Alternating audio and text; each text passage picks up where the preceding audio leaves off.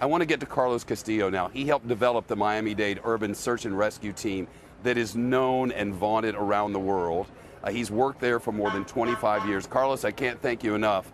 I want to talk about the new machinery that was brought in to move the debris around, and we will. I want to do that in just a second. But first, I got to tell you, as a citizen and someone who cares, I'm concerned about these people on the pile. You know, it's one thing to risk your life trying to save someone who might be in there. It's another to be breathing whatever this in. We see them. They don't have gas masks on. Why not?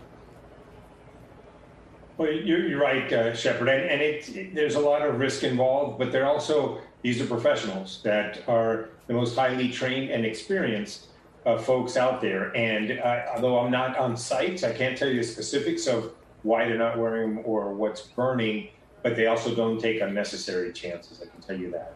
And people who may be underneath are probably wearing breathing gear. We have an extraordinarily long satellite delay, and I apologize if I absolutely accidentally step on you at some point. But this morning they brought the big equipment in so that they could pick up larger pieces. I know what they're trying to do.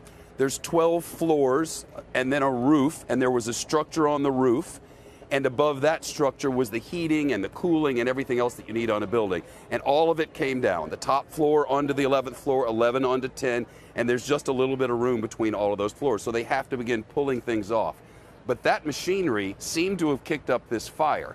I wonder specifically what it's doing for the people who are trying to get to any possible survivors.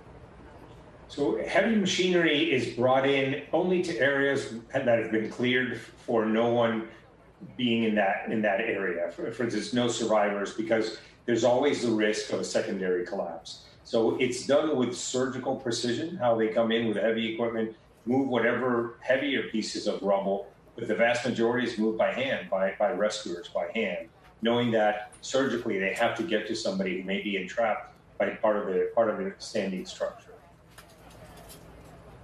You know, from the start, this has obviously been a race against time. Are there statistics on how long somebody can survive under wreckage, without water, and in smoke like this? It just seems, I mean, everybody's praying, but it just seems like a real long shot. I had a personal experience. The first time I responded was an earthquake in what was Soviet Armenia at the time. We rescued a woman, a 60-year-old woman who had been trapped for 5 days, and she survived. Sometimes the rainwater, water from pipes, they're able to you'd be surprised at how much people can survive. And that's the case here. So we shouldn't lose hope. No one here has lost hope, certainly not. It's so good to talk to you, Carlos Castillo from Miami-Dade Fire Rescue, and the incredible work that the men and women are doing here. It is extraordinary and awe-inspiring. Shepard Smith here. Thanks for watching CNBC on YouTube.